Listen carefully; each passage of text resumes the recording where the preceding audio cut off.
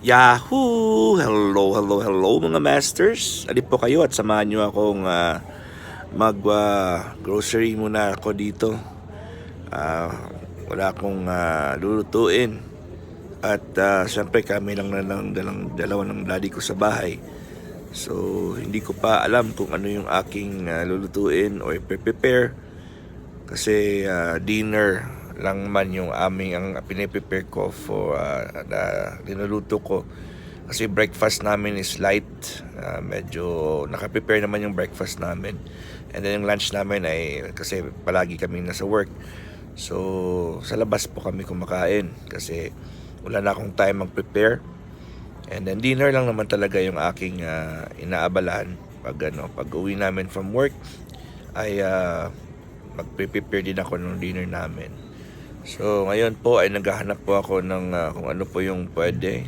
Not just yung ulam namin, pero siyempre nagpe-prepare din ako ng salad or kung mga side dish kung minsan.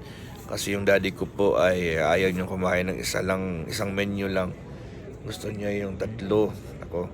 So siyempre mahirap naman sa part ko kasi kasama kami sa work, kasama din kami sa ako pa yung naunang pumasok sa trabaho kasi maaga pa talaga ako pumupunta ng work namin.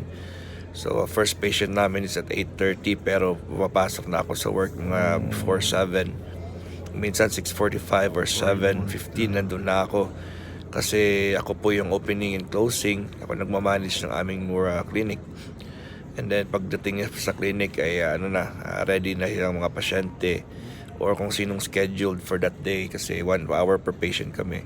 So ito po yung aking piniprepare po ay yung mga easy lang. Siyempre dito ako sa vegetables kasi mga steam lang naman yung vegetables. At inaiwasan ko rin po yung mga fried. So mga steam, yung mga mabilisan lang po. Mga katulad ng mga talong, mga ganun. Ito pong Brussels sprouts.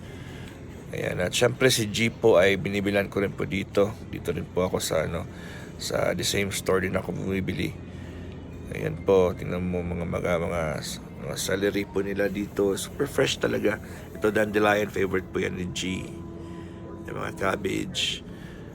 Ayan, so minsan po ay nagsusutay lang po ako, light saute lang, or minsan din po ay nasa air fryer lang po. Parang dinalagyan ko lang po ng mga sauce at saka yung mga other, mga itlog, gano'n. Alright mga masters, maraming salamat. God is great. Thank you. Yahoo!